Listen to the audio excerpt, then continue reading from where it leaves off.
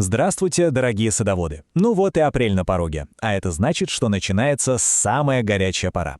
Сегодня мы с вами подробно разберем лунный календарь на апрель 2026 года. Это, можно сказать, наше секретное оружие для богатого урожая, где бы ни находился огород. Знаете, этот лунный календарь на апрель 2026, он универсальный, и он подойдет всем, кто нас смотрит.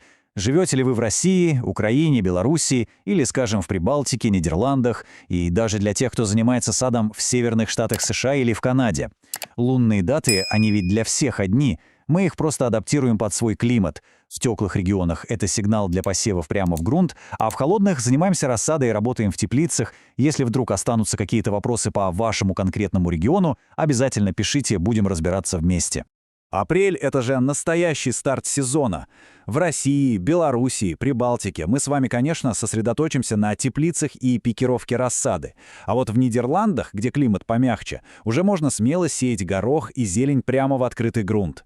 Ну а для наших зрителей из северных штатов США и Канады те же самые лунные даты станут отличным ориентиром для работы с рассадой. Просто высадка в грунт у вас будет чуть позже.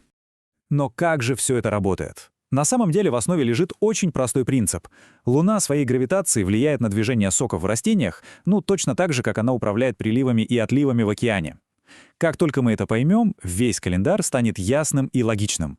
Тут все просто. Когда Луна растет, она как бы тянет все соки вверх, к листьям и будущим плодам. В это время мы сажают томаты, огурцы, перцы, в общем, все, что дает нам урожай над землей. А когда Луна убывает, соки устремляются вниз, в корни. И это идеальный момент для посадки моркови, свеклы, картофеля. И, кстати, для обрезки деревьев тоже. А вот как это выглядит конкретно в апреле 2026 года. Луна у нас будет расти 1 апреля, а затем такой длинный, хороший период с 18 по 30. Убывающую Луну ловим с 3 по 16 апреля. И самое важное, отметьте себе в календаре 2 дня тишины. Это 2 апреля полнолуние и 17 апреля новолуние. В это время растения лучше вообще не трогать, они очень уязвимы. Ну а теперь давайте перейдем к самой важной части нашего разбора — конкретным датам. Это будет наш с вами главный ориентир для всех работ в апреле. Начнем с самых-самых мощных дней этого месяца. Это те даты, когда влияние Луны максимально благотворное, и любые посадки в эти дни дают просто лучший результат. Вот они, 4 главных дня апреля. Запомните, 18, 19, 22 и 23. В это время Луна находится в самых плодородных знаках зодиака. Это просто идеальный момент для высадки рассады томатов, перцев и огурцов.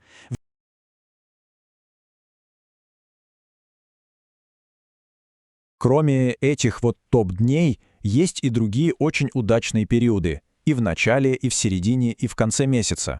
Они отлично подходят для широкого круга задач. Пикировки рассады, посева зелени, капусты, ну и корнеплодов, конечно.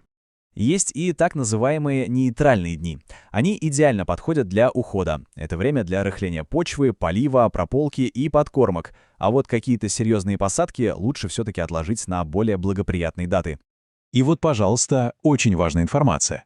2 апреля в полнолуние и 17 апреля в новолуние ничего не сажайте и не пересаживайте. Растения в эти дни находятся в состоянии сильнейшего стресса. Даже самые опытные садоводы, что в Канаде, что в Прибалтике, в эти дни не рискуют. А теперь давайте подробно разберем по культурам. Начнем, конечно, с овощей, наших любимцев. Для каждой культуры лучшие лунные дни и советы с поправкой на климат. Начнем с томатов, перцев и баклажанов. Лучшие дни для пикировки и высадки в теплицу вот здесь, перед вами. В России и на Украине ориентируемся на высадку в теплицу где-то с 18 апреля. А вот в северных штатах США и Канаде пока только закаливаем рассаду. Перцы и баклажаны, они же очень теплолюбивы, поэтому в Беларуси и России ждем стабильных плюс 15 градусов днем для высадки.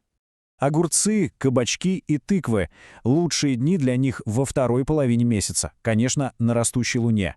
В теплых регионах Украины и Нидерландов можно сеять прямо в грунт уже с 18 апреля, но только если почва прогрелась до плюс 10. В России, Прибалтике и Канаде пока сеем только на рассаду, либо в теплицах, либо дома.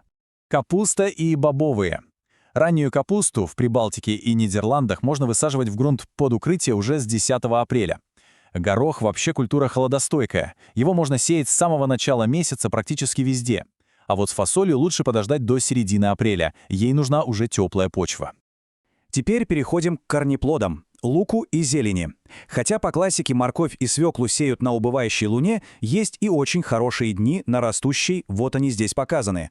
Лук-репку можно высаживать в грунт уже с 10 апреля. А холодостойкую зелень, укроп, салат, петрушку сеем смело в течение всего месяца и ждем быстрый-быстрый урожай. Ну что ж, теперь давайте переместимся из огорода в сад и цветник. Там ведь в апреле тоже очень много важных дел, и луна нам в этом, конечно, поможет. Ключевое правило для сада такое. Обрезку деревьев и кустарников мы проводим на убывающей луне, то есть с 3 по 15 апреля. А вот посадку новых саженцев строго на растущей в конце месяца. Поверьте, так приживаемость будет максимальной. Обработку от вредителей и подкормку тоже планируем на период убывающей луны. Что касается цветов. Весь апрель – хорошее время для пикировки рассады однолетников, таких как петунии и бархатцы. Многолетники, например, лилии и георгины, можно делить и высаживать. А уже цветущие тюльпаны и нарциссы просто аккуратно поливаем и подкармливаем в указанные дни. И в завершение несколько очень важных советов, которые помогут нам успешно завершить все апрельские работы и заложить прочную основу для отличного урожая. Не забудьте, пожалуйста, подготовить теплицы. Лучшее время для дезинфекции как раз на убывающей луне. Где-то с 10 апреля начинайте потихоньку закаливать рассаду, вынося ее на улицу. После посадок обязательно мульчируйте грядки, чтобы сохранить влагу. И самое главное, очень внимательно следите за прогнозом погоды, ведь возвратные заморозки в апреле возможны абсолютно во всех регионах. Надеюсь, этот разбор был для вас полезен. Будет очень интересно почитать в комментариях, что уже посеяно в апреле, в каком регионе живете и какой у вас климат. Ведь такой обмен опытом, он просто бесценен. Пусть 2026 год подарит всем нам щедрый урожай.